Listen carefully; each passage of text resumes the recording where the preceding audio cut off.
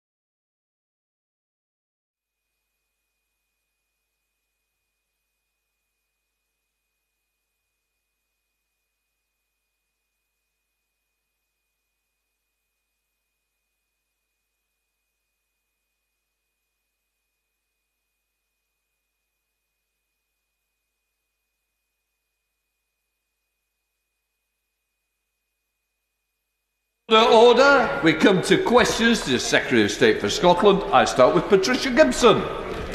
Number one, Mr. Speaker. Secretary of State.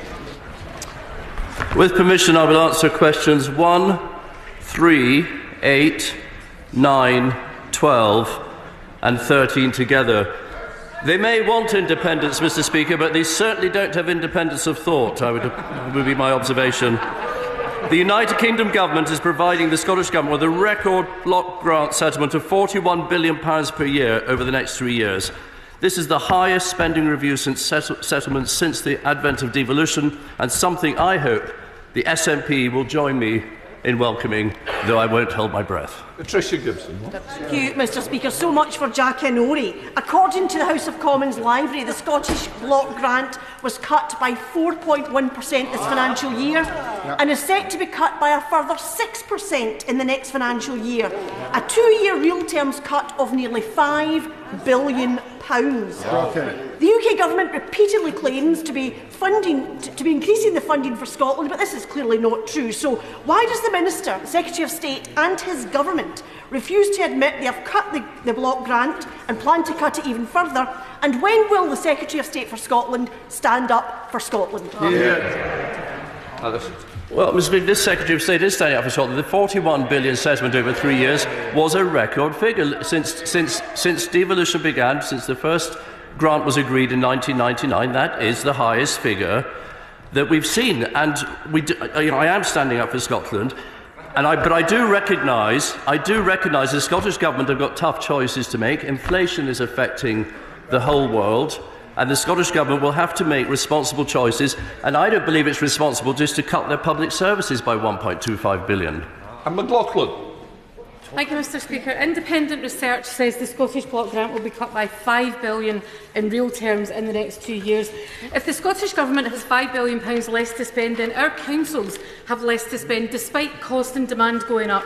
Take Glasgow City Council. City Treasurer Councillor Ricky Bell said today that the consequences of what looks likely to be passed on to Scotland's public services will be catastrophic, and communities already reeling from 12 years of Tory austerity are being pushed to the brink of destruction. What can he do other than support independence to stop those communities being destroyed? Secretary of State. Well, Mr. Speaker, supporting independence will certainly not help the finances of Scotland, and many independent economists have made that observation. It is, as I said to the previous question, it is absolutely the choices the Scottish Government have to make as to how they spend their budget, and they have, if they need to do so, they have tax-raising powers, they have borrowing powers. That is a decision for them. But equally, they have to choose what their priorities are. And I would say, keeping in the budget £20 million for an independence referendum no one wants is not responsible. Thank you, Mr. Speaker. Thanks to Brexit, the UK has got the highest inflation in the G7, which has caused an additional £1.7 billion to be knocked off the Scottish budget due to pressures such as energy increases, wage increase, cost of living. So instead of a robotic answer and the biggest budget being awarded, and they wrongly stated Scotland's got borrowing powers, which we don't for a revenue budget. So what discussions he had about the Chancellor about additional revenues come to Scotland to offset these inflationary pressures? Well, I must set the record straight, Mr. Speaker. There is borrowing available for both capital and for revenue, and also there's an emergency figure as well as was available during COVID. Regarding inflation, which is the point the honourable gentleman raises, rising energy costs and rising food prices as a result of Putin's illegal war in Ukraine have affected continental Europe and indeed the United Kingdom. It is a global issue. The Bank of England is taking steps. The Chancellor's statement tomorrow will take further steps to stabilise the markets. But what we're very clear about is we've put in place support for people through the household support scheme, the energy price cap, the 37 billion that the Chancellor announced earlier this year. And we will protect, as we've always said, the most vulnerable in society. Speaker, public sector pay increases are a sensible way for a government to help their citizens with a cost of living crisis, but this UK government is denying devolved governments the ability to do so by cutting devolved budgets. So wouldn't a better use of public money be to shut down the Scotland Office propaganda unit and transfer its budget to the Scottish Government to help fund the pay rises for tens of thousands of people in Scotland? Well, Mr. Speaker, the Honourable Lady and I have this discussion on many occasions because it's one of her keenest points in the Scottish Affairs Committee, and she knows the answer, and that is that the amount of money the Scottish Office spends on its communications pales into insignificance compared to what the Scottish Government spends. Martin Doherty-Hughes. Speaker, the block grant for Scotland, of course, covers many of the day-to-day government spending priorities that people of Scotland see on a daily basis, such as health, education or local government. Yet I'm afraid there are many that it does not cover, from pensions to most social security and to consular services for Scots in prison abroad, such as my constituent Jagtar Singh Johal of Dumbarton, arbitrarily detained for 5 years by the Government of India. We know the Prime Minister met with the Prime Minister of India at the G20 summit, Does the Secretary of State for Scotland know whether or not they discussed Jagtar's detention? And is Scotland's man in the British Cabinet? If he doesn't know, why not? It doesn't relate to the question, so it can't be answered. So can we go to Alison Thewlis? Thank you very much, Mr Speaker. Anti-poverty groups like the Joseph Rowntree Foundation and Child Poverty Action Group have praised the Scottish Government for expanding and trebling the Scottish child payment in a watershed moment for tackling poverty in Scotland.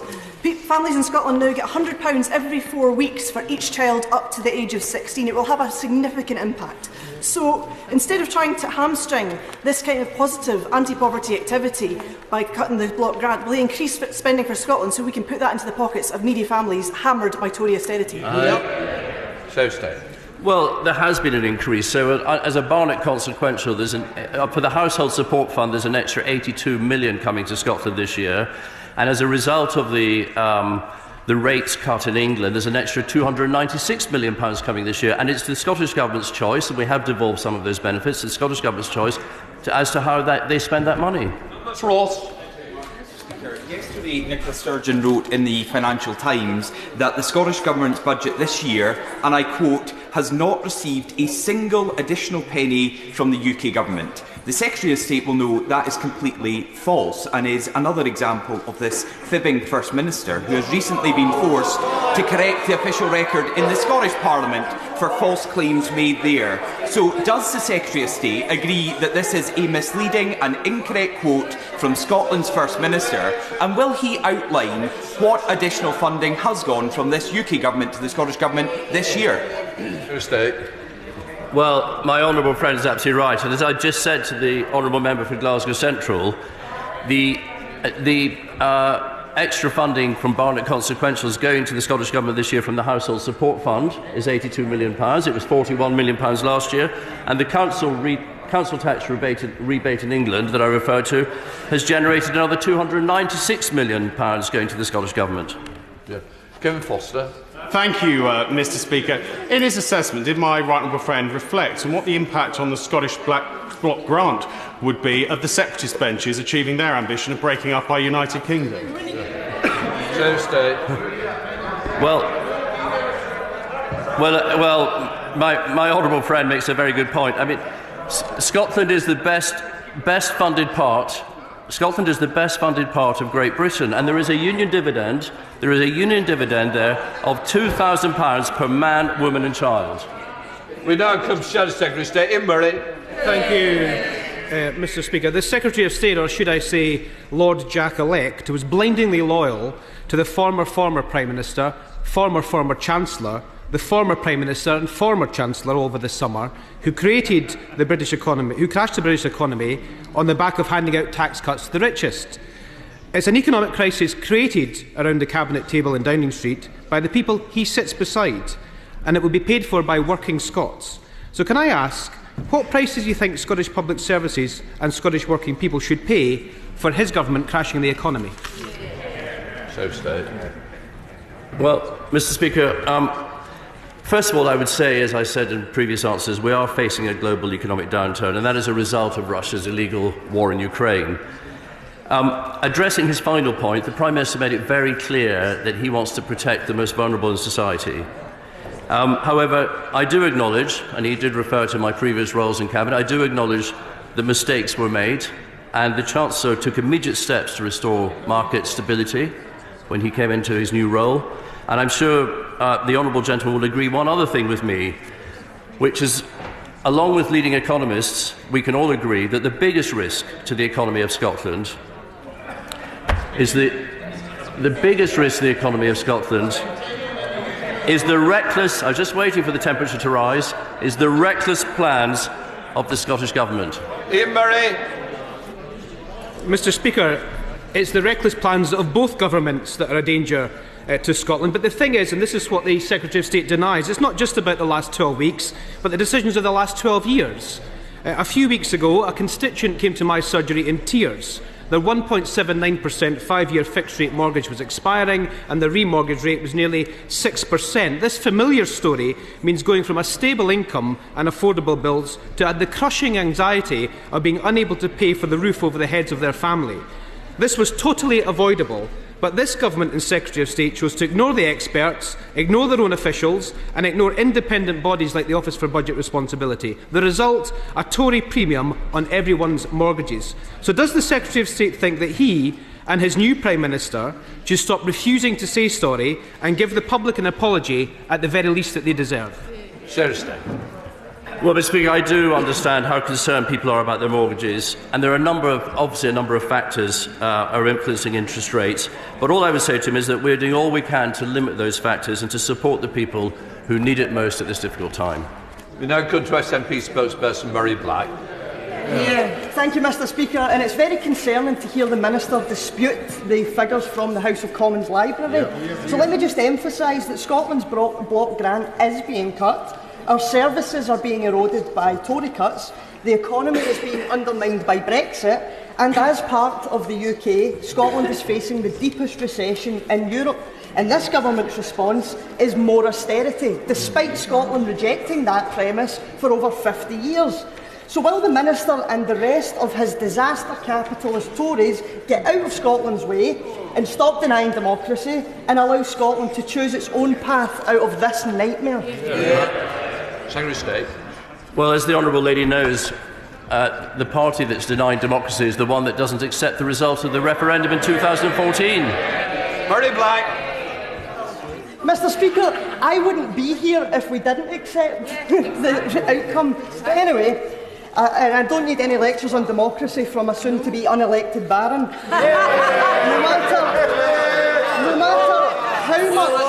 No matter how much this Government denies it, Scotland's budget is being cut. So does this Minister think, if we put independence to the side for a moment, does this Minister think that it is the Tories that are causing Scotland's demise and shortchanging us, or is it this union institutionally? Secretary of State. The union, as I've said before, Mr. Speaker, the union brings a union dividend of £2,000 per man, woman and child in Scotland. It deals with a deficit last year under the Scottish Government's own figures of £23 billion. It is a union that delivers jobs. It's delivering 4,000 jobs, as we announced yesterday, on the Clyde to build 5 Type 26 frigates. This is a union that serves the whole United Kingdom well. At different times, different parts of the United Kingdom pull their weight in different ways, but we are all much stronger together. Chris Stevens. You're enjoying yourself, aren't you? Thank you very much, Mr. Speaker. With permission, I will answer questions 2 and 7 together.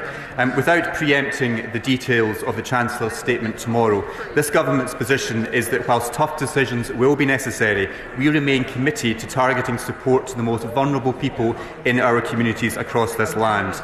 As well as a record block grant settlement to the Scottish Government, the people of Scotland benefit from higher levels of public spending, as demonstrated through the union dividend of around £2,000 a year per person. Chris Stevens. Mr. Speaker, the number of food bank parcels handed out by the Trussell Trust has doubled since 2015, which is a direct consequence of austerity. So can the Minister give an assurance to the House that there will be no more return to austerity so we can tackle the root causes of food poverty and the cost of living? Okay. Mr. Speaker, as the Member of Parliament for Govan, I hope the honourable member will join me first of all in welcoming the £4.2 billion defence investment into Glasgow's shipyards to build 5 new Type 26 frigates, which will support hundreds of local jobs in his constituency.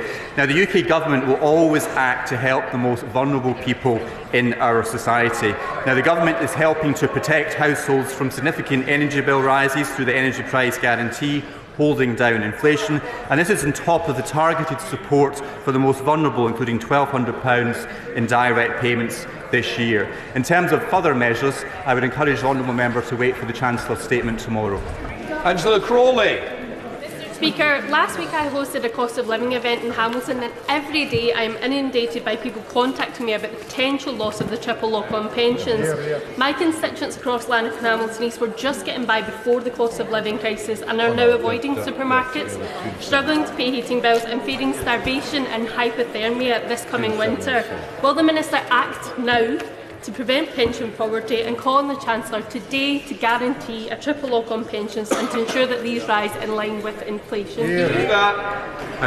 Thank you, Mr Speaker. As I said earlier, the focus of this government is supporting the most vulnerable people in our society and will always take this responsibility seriously.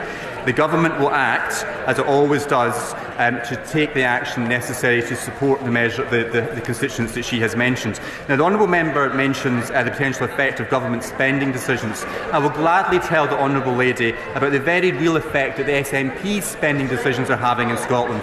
They've wasted hundreds of millions of pounds on ferries that don't float. A fortune has been wasted on malicious prosecutions at Rangers Football Club. Their mistakes have cost hundreds of millions of pounds to fix Edinburgh sick kids and the Queen Elizabeth Hospital in Glasgow. And worst of all, Mr Speaker, they've spent millions of pounds pushing for another independence referendum which does not match with the priorities of the people of Scotland. Richard Thompson. For Mr Speaker. Okay. Minister. With permission, Mr Speaker, I will answer questions 4 and 5 together. There are no current plans to do so.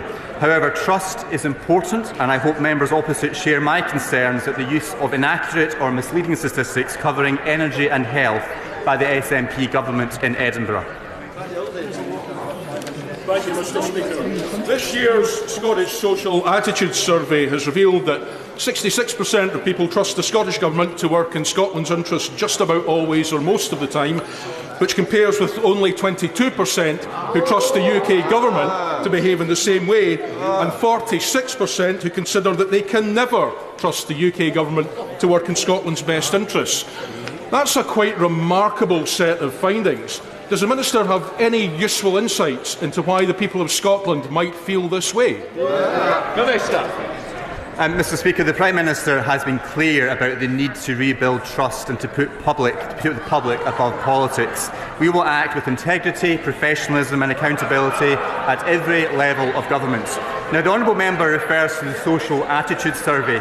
I would suggest the figures from the survey which should cause the SNP most concern are the falling levels of satisfaction with the SNP's run NHS in Scotland. 2/3 of Scots, 66%, believe the standard of the NHS has fallen in the past 12 months. The priority of the SNP should be the NHS, not another independence referendum. Thank you, Mr Speaker, and good morning. Mr Speaker, allowing former Prime Ministers to fill the laws with their friends, funneling public funds to cronies during a pandemic, crashing the economy and debasing and embarrassing this Parliament by allowing a sitting member to appear in a reality TV programme, is it any wonder that people in Scotland don't trust the Conservative Government? Does the Minister think trust in the Government is low because of this, or is it the distrust in the Westminster system itself? I'm not sure it's relevant. Mr Speaker, I struggle to hear parts of that question, but the people of Scotland can always trust this United Kingdom Government to be upfront and honest about the challenges that we face. Unlike the SNP government in Edinburgh, who refused to come clean about the huge economic impact of their plans to divide Scotland with another referendum. It's like committee, Pete Wishart. Speaker, can I say to the honourable gentleman, this government will never regain the trust of the Scottish people as long as they don't respect the democracy of their Parliament. But the Secretary of State might have his boat hole to the House of Lords, but he and all his other Scottish colleagues will have to face the wrath of the electorate. So what representations has the soon-to-be Baron Jack made on behalf of him and his colleagues to make sure that they're safely ensconced in the House of Lords? Minister. Mr Speaker, I struggle to hear the end of the honourable member's question, but we remain committed to Scotland remaining at the heart of the United Kingdom. We respect the referendum result from 2014, and I would encourage the honourable member from North Perthshire and his colleagues to do the same. Send Minister Liz Truss. Thank you, Mr Speaker. When the Prime Minister was anointed, he stood in Downing Street and said he would put integrity at the heart of his government. That was just 3 short weeks ago. Now, since then, one of his key ministers has had to resign for threatening to slit someone's throat. His Home Secretary is clinging on to her job, the one she resigned from a week before being reappointed. His predecessor has appointed his old mates and cronies to the House of Lords, and the old but newly appointed Deputy Prime Minister has been outed as a bully. Does the Minister think that speaks to integrity at the heart of government? Mr. Speaker, the Prime Minister has been crystal clear about the need to put integrity at the heart of his government. One thing is also certain, that the people of Scotland can trust this United Kingdom government to deliver for Scotland, whether that be the delivery of the COVID-19 vaccines or the record £41 billion budget for the Scottish Government. This is what really matters, I would suggest, to my constituents in the Scottish borders and people across Scotland. Lynn Saxby. 6, please, Mr. Speaker. Minister. Mr. Speaker, the Government recognises the important role that infrastructure plays in supporting the commercialisation of floating offshore wind at scale across the United Kingdom, including the Celtic Sea, and is committed to building capacity in infrastructure and supply chain to support the growing offshore wind industry. Edward, move along. Lynn Saxby. Mr. Speaker, my right honourable friend will no doubt be aware of the Kincardine flow farm off the coast of Aberdeen. He may not be aware that the fabrication of these turbines took place in Rotterdam because UK ports do not have the capacity to do this work. Does my honourable friend agree with me that to realise the potential of this industry, port infrastructure investment is crucial, and that the lion's share of this investment should be in the Celtic Sea? Minister. Thank you, Mr. Speaker, and I commend my honourable friend for raising this important issue, which is an important part of the Scottish economy. Scotland is a world leader in floating offshore winds. It is a home to both the world's first and the world's largest commercial floating wind projects, Hywind Scotland and Kincardine. The ScotWind leasing round, announced earlier this year, includes nearly 18 gigawatts of potential floating wind capacity, underlying the scale of the opportunity. Speaker, what discussions has the Secretary of State had with his colleagues and Scottish Government counterparts about the number of jobs created in Scotland by greater investment in offshore wind? Thank you, Mr. Speaker. We continue to engage with our colleagues in the Scottish Government in this policy area and in a number of other areas. I'd be very happy to meet the Honourable Lady to discuss further opportunities that we might be able to create in the future. Wendy Chamberlain. Mr. Speaker. Minister. Thank you, Mr. Speaker. The UK Government's energy price guarantee will reduce the unit cost of electricity and gas for the typical household across Great Britain, including in Scotland, and will save around £700 this winter, including reducing bills by roughly 1/3. Wendy Chamberlain.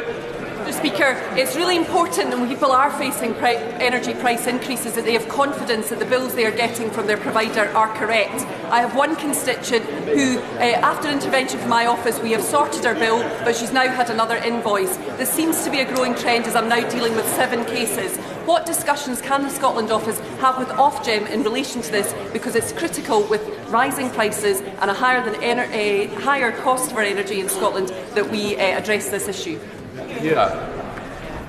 Thank you, Mr. Speaker. I'm very concerned here about the case that the Honourable Lady has raised. Obviously, Ofgem is independent of government, but if she's able to send me the details of that case, I'd be happy to raise it with Ofgem directly. Alexander Stafford. Mr. Speaker, I have regular discussions with the Ministry of Defence on matters relating to defence in Scotland. This includes the crucial role our armed forces presence is at our strategic bases in Scotland, RAF Lossiemouth and His Majesty's Naval Base Clyde, which are vital to maintaining the security of the United Kingdom and our NATO allies.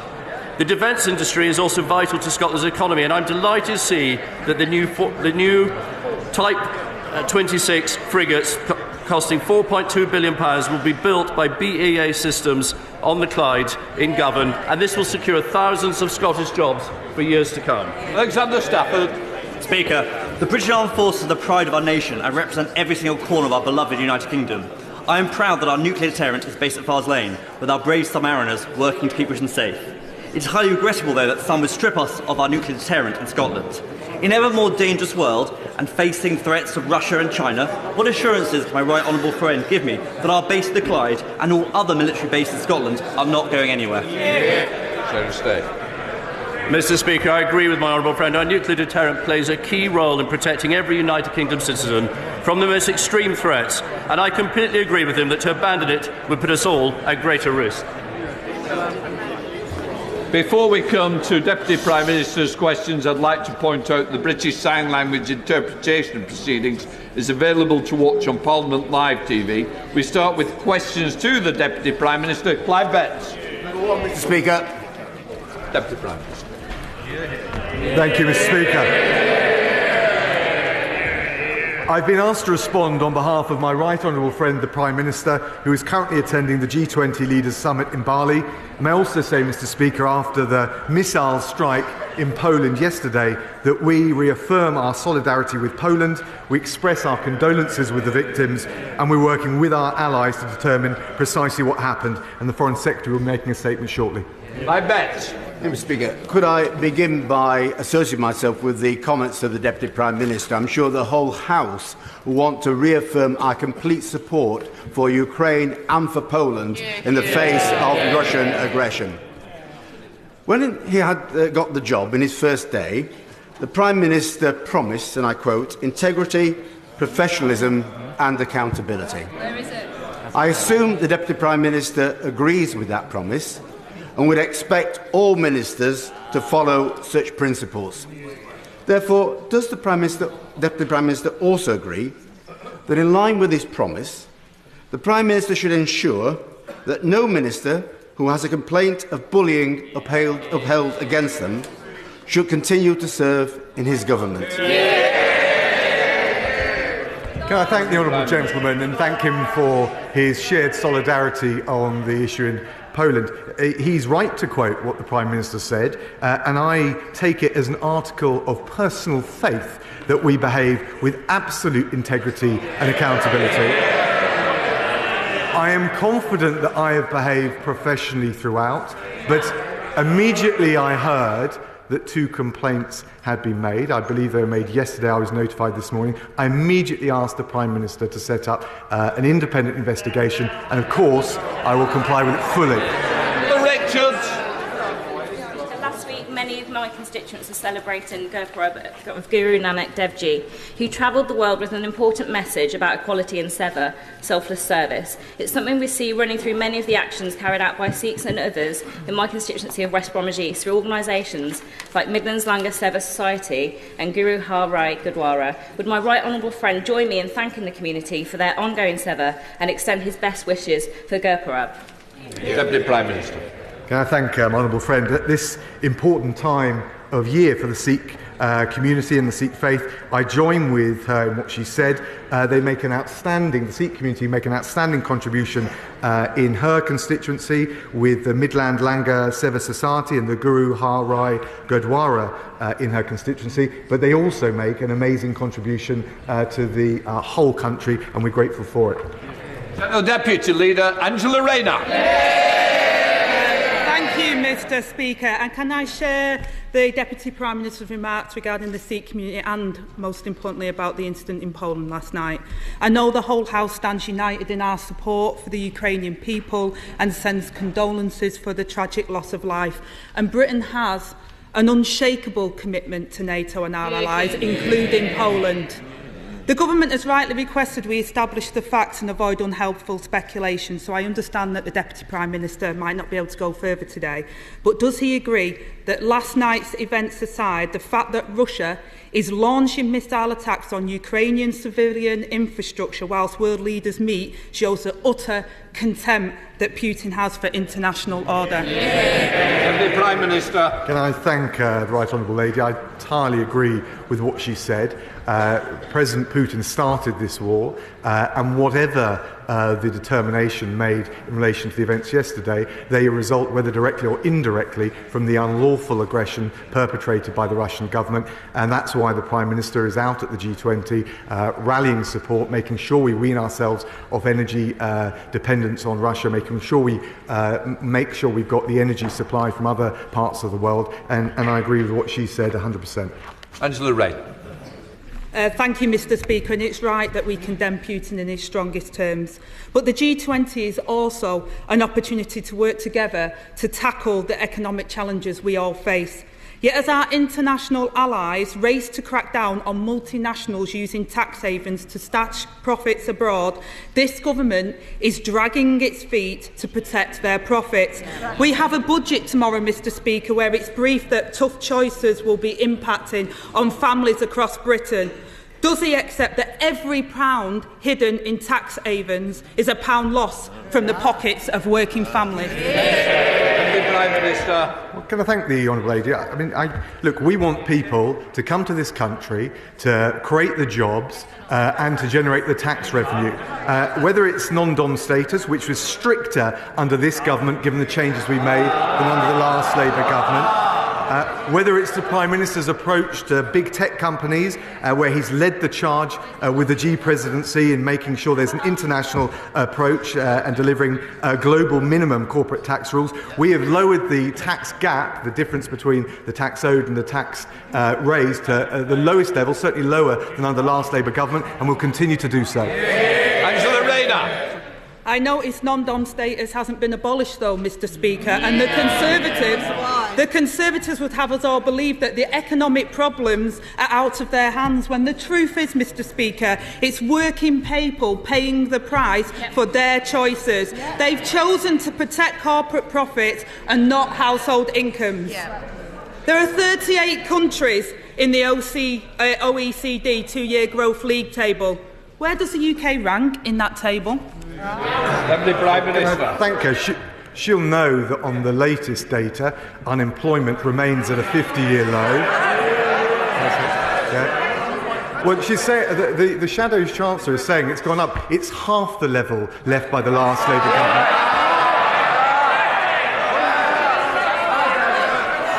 And when it comes to GDP, and when it comes to GDP, she'll know that the IMF has said that we will have the strongest growth in the G7.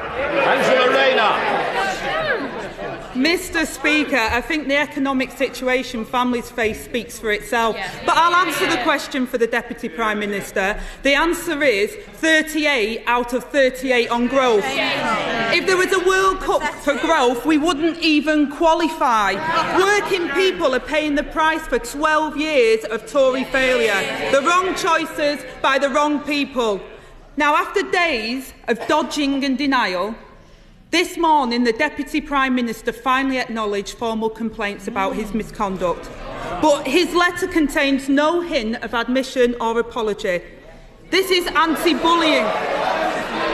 This is anti-bullying week. Will he apologise? Deputy Prime Minister. Can I thank the Right Honourable Lady? Look, in terms of the economic challenges which are global, caused by COVID and the war in Ukraine, we've got a plan to grip inflation, balance the books and drive economic growth. If we listen to the Honourable Lady, debt would go up, unemployment would go up and working Britons would pay the price. She asked about the complaints. I received notification this morning. I immediately asked the Prime Minister to set up an independent inquiry into them. I'm confident I behaved professionally throughout, but of course I will engage thoroughly and look forward, Mr Speaker, may I say, look forward to transparently addressing any claims that have been made. Angela Rayner. So, Mr Speaker, let me get this straight. He has had to demand an investigation into himself because the Prime Minister is too weak to get a grip. A Prime Minister in office less than a month, with a disgraced Cabinet Minister resigned with his good wishes, the Home Secretary who breached the ministerial code and risked national security still clings on, and now the Prime Minister defends his deputy whose behaviour has been described as abrasive, controlling and demeaning. With junior staff, Mr Speaker, too scared to even enter his office. And that's without mentioning the flying tomatoes. The Deputy Prime Minister knows his behaviour was unacceptable. So what's he still doing here? Deputy Prime Minister. Mr Speaker, I'm here and happy to address any specific point she wishes to make. That never happened, she says from a sedentary position, and I will thoroughly rebut and refute any of the claims that have been made. She hasn't, in fact, put a specific point to me. If she wishes to do so, and this is her opportunity, I'd be very glad to address it. Angela Rayner. Mr. Speaker. Thank you. Angela Rayner. Thank you, Mr. Speaker. Maybe he just doesn't think there's a problem, or maybe he's suggesting that civil servants are liars. Now he's reportedly banned from meeting junior staff without supervision. While we await an inquiry the Prime Minister hasn't even instigated from a watchdog he hasn't even appointed. In the Prime Minister's letter, he did not say how and when this will be investigated or by who. No ethics, no integrity and no mandate, and still no ethics advisor. So when will they appoint an independent ethics advisor and drain the swamp? Mr. Speaker, the recruitment of the new ethics advisor is already underway and taking place at pace. But may I say, Mr. Speaker, there's a reason that she's come to the dispatch box with her usual mix of bluster and mudslinging. It's because they don't have a plan.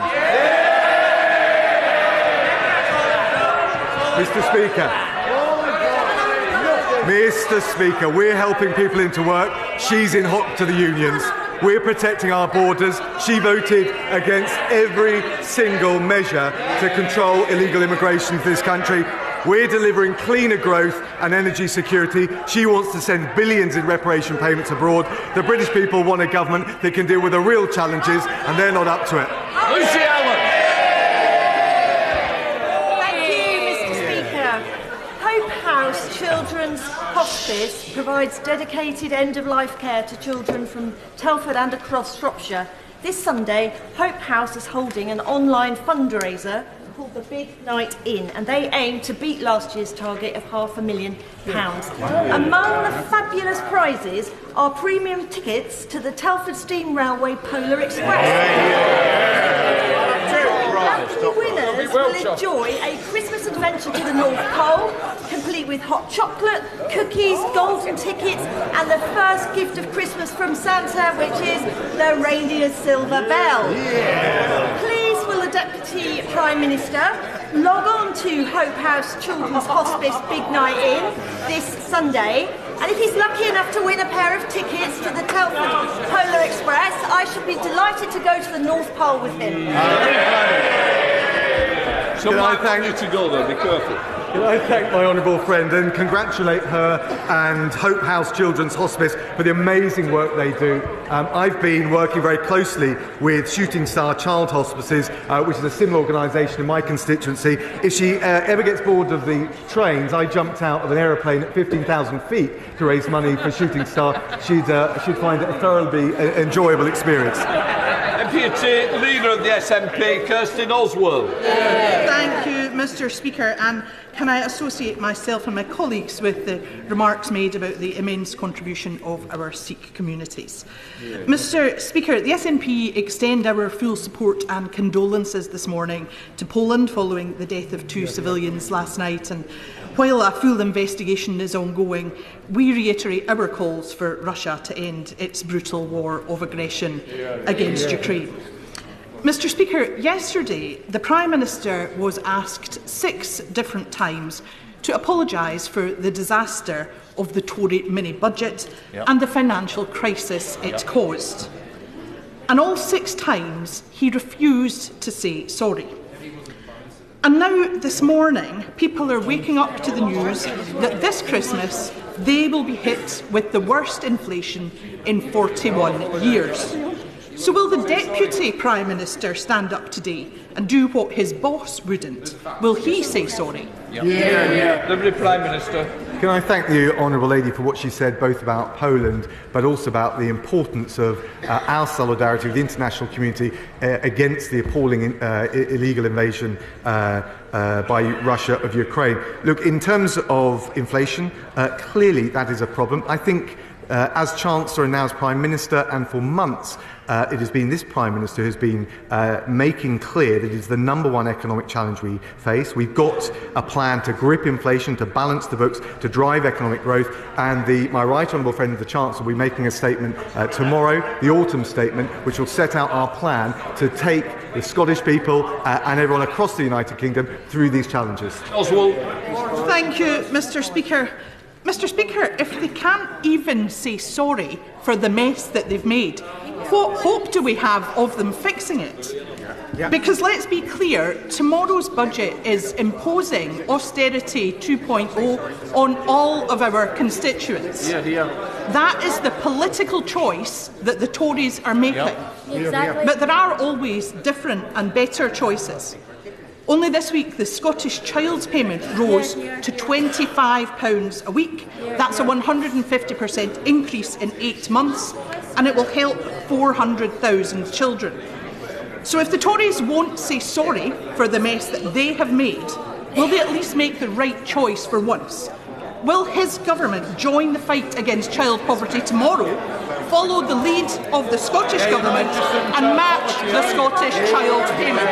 Deputy Prime Minister. The Honourable Lady will know that we are facing challenges that are faced all around the world because of COVID, because of the war in Ukraine. We've seen rising inflation in Germany, in the Eurozone, in the US, but the reality is this Prime Minister and this Chancellor have a plan. We're going to have more details set out in the autumn statement. But of course, the UK Government will continue to work with the Scottish Government collaboratively to safeguard and protect the most vulnerable right across the United Kingdom. And I think that's what the Scottish people expect. Belper Mills in my mid-Derbyshire constituency are in a state of disrepair. The community is hugely worried about their future. It matters not just for my constituents but for the whole country because the mills are part of the UNESCO World Heritage Site in the UK. If appropriate redevelopment is not agreed soon, the site risks losing its World Heritage Site status. Will my right honourable friend confirm that the government will pay close attention to this case in order to ensure that we do not lose our World Heritage status? And will he come with me to visit the mill and discuss potential solutions with local people? Prime Minister. Can I thank my honourable friend for her campaigning on this? And yes, of course, we will continue to monitor the condition of Belper Mills and the planning applications. I think the best I can say is we strongly encourage all the local bodies, whether it's the council, the applicant, to continue to work together because, above all, her constituents will want to continue to celebrate the proud and rich tradition represented by Belper. Sir Geoffrey Donaldson. Deputy Prime Minister will join me in welcoming the comments yesterday by the Foreign Secretary to the European Scrutiny Committee that securing Northern Ireland's place within the Union will be the priority of the Government in the negotiations with the European Union on the Northern Ireland Protocol.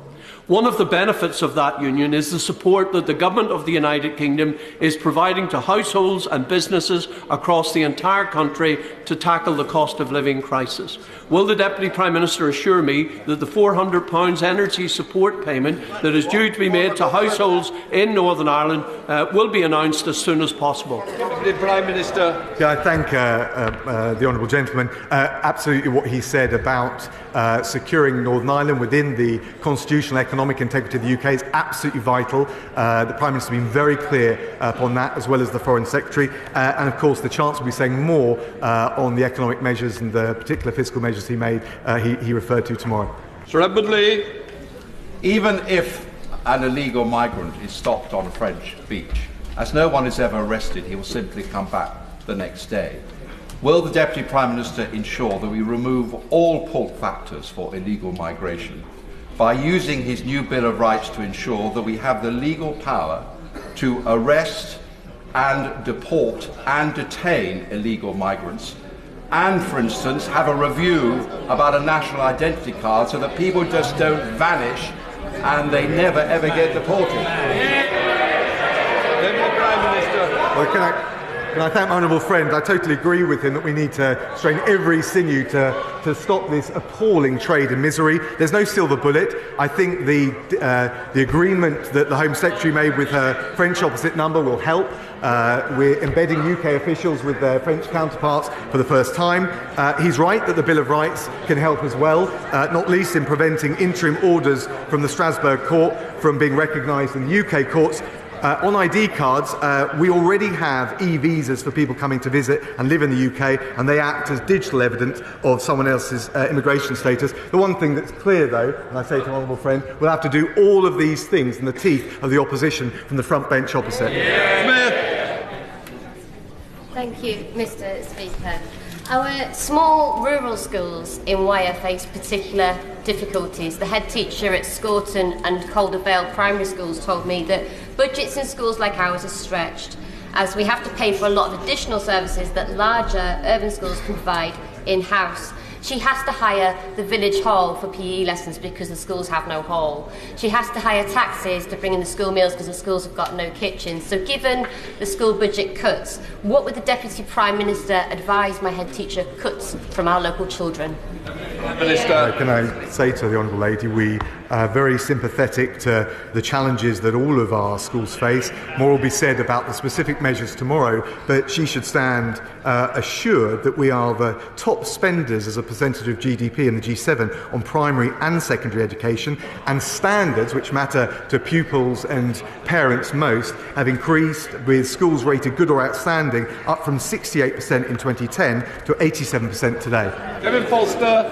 Thank you, Mr. Speaker. The Deputy Prime Minister will be aware of the opportunities but also the challenges facing Torbay's tourism and hospitality sector, including increased energy costs and the impact of business rates. What consideration is he giving to the situation of Torbay's iconic industry and further measures to support it? Can I thank the honourable friend? He's a fantastic champion for Torbay. Now, of course, the Chancellor will make a statement tomorrow. I can't speculate on the spending decisions, but he will have already noticed the tourism recovery plan, which will help recovering from the pandemic, but also as part of the wider levelling up agenda. Mr. Speaker. Private rents in my constituency are completely out of control, and since the government broke the economy and broke the mortgage market, the hope of owning a home is quickly receding, with the cost of living skyrocketing, Tory tax rises through the roof, and an extra 1 million people in the private rented sector since 2010. Will the government get a grip and tackle housing in my constituency and across the country? Deputy Prime Minister. Can I thank the Honourable Lady? As a former housing minister, I know how important these issues are, and I can also tell the Honourable Lady that the Housing Secretary is looking at the situation of renters and landlords very carefully, and legislation is coming forward shortly. Thank you, Batty. Thank you, Mr. Speaker. My constituent Mikey Akers, who has verbal dyspraxia, said the following a few weeks ago: "I'm not ashamed of my disability, but I am ashamed of the people who judge me without knowledge or understanding." 5% of all children are impacted by speech and communication needs, according to the Royal College of Speech and Language Therapists and the Dyspraxia Foundation, and more needs to be done to raise awareness in society. Will my right honourable friend agree to convene a meeting with the Prime Minister to raise awareness about verbal dyspraxia, so inspirational people like Mikey are never again left without a voice? The Prime Minister. Can I thank my honourable friend for his doughty championing and highlighting of Mikey's campaigning. All children and young people should receive the support they need to make the very best of all their talents and potential. We published, he will know, a green paper in March covering a whole range of these issues, and I will certainly make sure he gets a meeting with the relevant minister. Thank you, Mr. Speaker. Can the Deputy Prime Minister tell this House if he has ever entered into a non-disclosure agreement connected to a complaint against him? Deputy Prime Minister. He's referring to an employment dispute that was settled before I entered the House. It wasn't an NDA, but it did involve a confidentiality clause, which was standard at the time. Harriet Baldwin. Thank you, Mr. Speaker. And all our constituents want to see an end to the dangerous and illegal crossings of the Channel. And one of the best ways to do that is to make sure that services are delivered in the first safe place that refugees flee to. And in that context, the Deputy Prime Minister, as a former Foreign Secretary and Development Minister, would he commit to backing the work of Education Cannot Wait, which delivers education in those refugee camps? Prime Minister. Well, can I thank my honourable friend? She's absolutely right about the brilliant work they do. She will know how important the campaign for girls' education was, both the last Prime Minister but also this Prime Minister, and we will certainly look at what more we can do to support the brilliant work, particularly for children growing up in camps like that. Dr Rupert. Thank you, Mr Speaker. Does the Deputy PM's comeback, which I congratulate him on, and the new direction of tomorrow signal that the ban on no-fault evictions from the last manifesto is all back on after zilch from the last PM? And if so, can he, by emergency powers if necessary, get it on the statute book so no family, on a whim, gets left out in the cold this winter? Prime Minister. I know my right honourable friend, the Housing Secretary, is looking at all of these matters. He would have heard what she said, and I won't prejudice what further measures he's going to come forward with, but I will ask him to write to you to address the specific proposals you're making. Jacob Rees-Mogg. Mr Speaker, I wonder if my right honourable and learned friend has noticed that the people who are currently criticising him, no thank you, who are currently criticising him have a record of bullying second to none. A Labour Member of Parliament left Parliament because of anti-Semitic bullying. A distinguished BBC journalist needed bodyguards at Labour Party conferences. And a current member of the Labour Party opposite, a right honourable member, was suspended from the service of this House for bullying. Does he think, as I do, that this is at the very least hypercritical, and maybe a stronger word that is not necessarily parliamentary?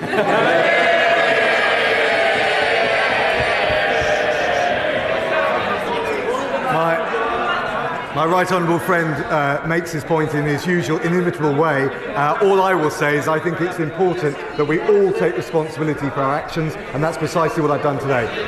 Rebecca Long-Bailey. Thank you, Mr Speaker. A 1958 instruction from Whitehall ordered medics to take blood samples regularly from exposed veterans during nuclear weapons tests.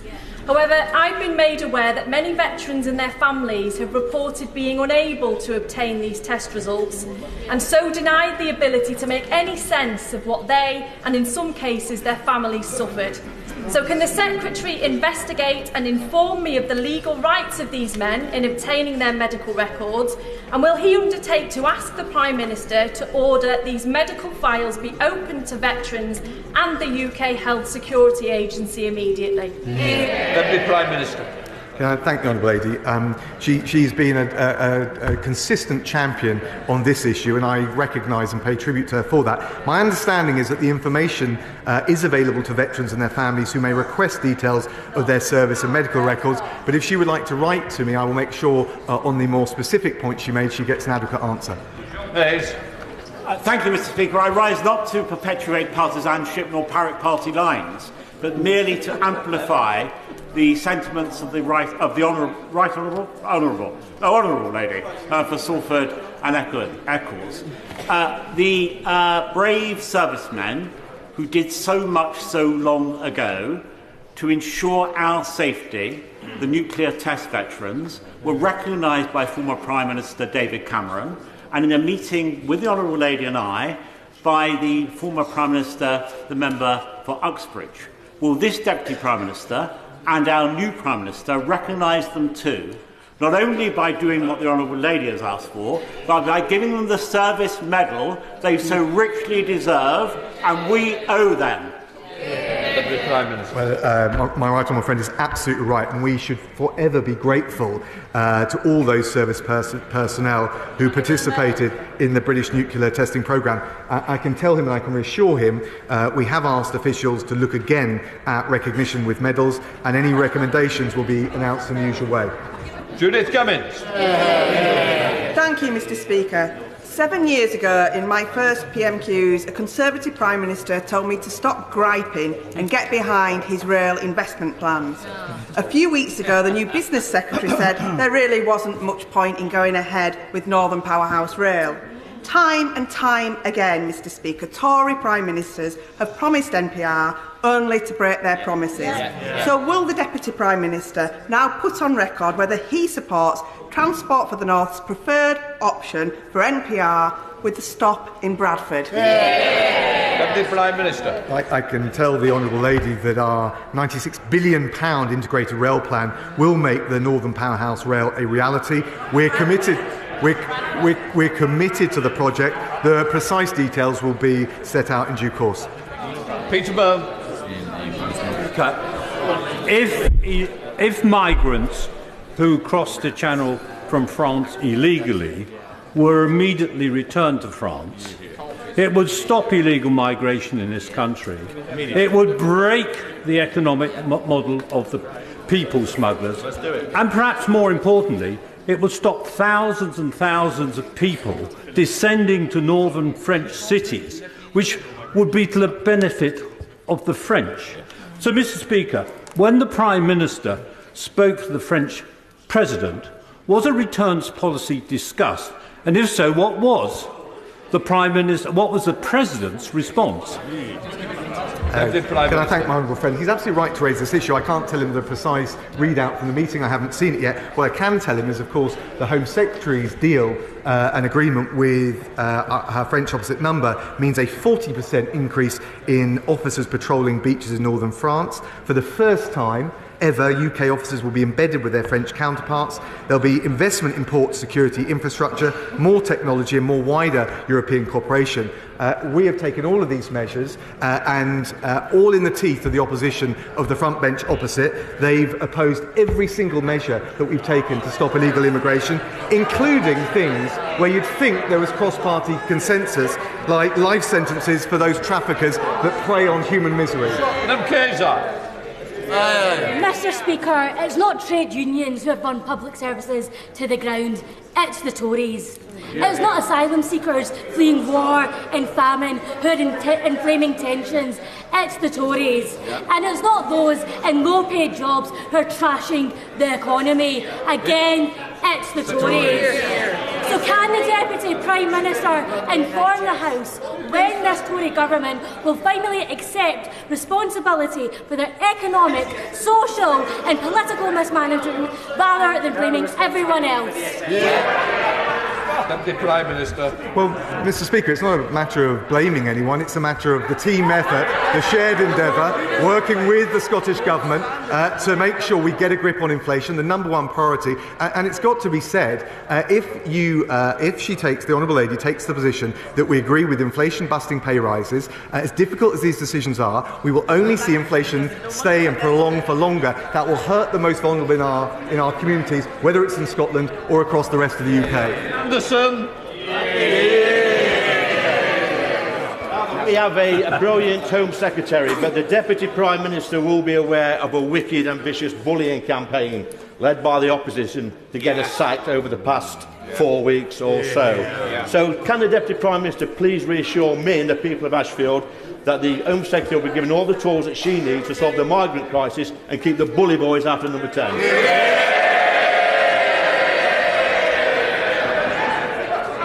My honourable friend is absolutely right.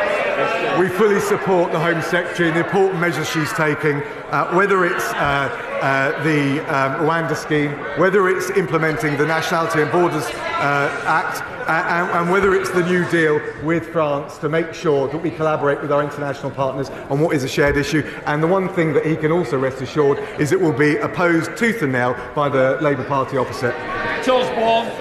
Thank you, Mr. Speaker. In 1936, people from my constituency in Jarrow marched to Parliament demanding jobs. They were living in poverty and were hungry. 86 years later, and 39% of kids in Jarrow are still hungry. So will the Deputy Prime Minister and his government end this scandal and commit to providing free school meals to all 800,000 children 40,000 of them in the North East to households in receipt of universal credit. Deputy Prime Minister. Can I thank the Honourable Lady? She'll know that we've extended the eligibility of free school meals to 1.9 million pupils. There's also, on top of that, the £200 million holiday activities and food programme, and then £1,200 of direct payments to the most vulnerable. But I would just gently say to her, we also need to keep an eye on the macroeconomic picture. The number one priority is to get inflation down, and we won't be able to do that if we follow the plans of the benches opposite. Esther McVeigh. Mr. Speaker, given that we have the highest burden of taxation in living memory, it is clear that the government's financial difficulties are caused by overspending and not due to undertaxing. Does the Deputy Prime Minister therefore agree, if the government has got enough money to proceed with HS2 at any cost, then it has sufficient money not to increase taxes? If, however, it has so little money it has to increase taxes, which is a last thing for a Conservative government to do, then it doesn't have sufficient money for HS2. So can I gently urge the Deputy Prime Minister not to ask Conservative MPs to support any tax rises unless and until this unnecessary vanity project is scrapped? Because I, for one, won't support them. Come on. Can I thank my right honourable friend? I think I followed the various steps of logic in that question. I understand her opposition to HS2. I think we've got some very difficult decisions to make. They will inevitably involve a balanced approach. I will leave it to the Chancellor to set them out in the autumn statement tomorrow. David. Thank you, Mr. Speaker. In my Caerphilly constituency, we have 5 food banks. One of those food banks is run by the Betrussell Trust, and they've issued over 2,000 food parcels during the last 6 months. And there's a question from the users of that food bank. It is, will the government give a firm commitment to ensuring that benefits will always be enough to purchase essentials? Prime Minister. Look, he raises a really important point, and we're doing everything we can to support those who may be reliant on food banks or otherwise struggling to make ends meet. He can see that, the Honourable Friend can see that with the £1,200 cost of living support that are going to the 8 million most vulnerable households, with the energy price guarantee and further measures for pensioners. My right honourable friend, the Chancellor, will set out further measures tomorrow. But of course, as I said before, the number one priority is getting inflation down. We won't be able to do that if we follow the spending plans of the party opposite. Final question, Salmon Hall. Thank you, Mr. Speaker. My right honourable friend is also the Justice Secretary, and everybody in this House, irrespective of party, will know for the reputation of this House that standards are important. He has said that from the dispatch box this afternoon. Am I naive, however, in response to some of the points raised by members opposite? Am I naive to still believe in that good British tradition that one is innocent until proven guilty? Well, he makes an important point, and of course, and I've said I will cooperate fully with the independent investigation. In fact, I welcome the opportunity to address these complaints. I think, though, it is important that we have zero tolerance for any bullying, and we hold the highest standards in public life, and it's important on all of us to adhere to those standards. Right, that completes Prime Minister's questions.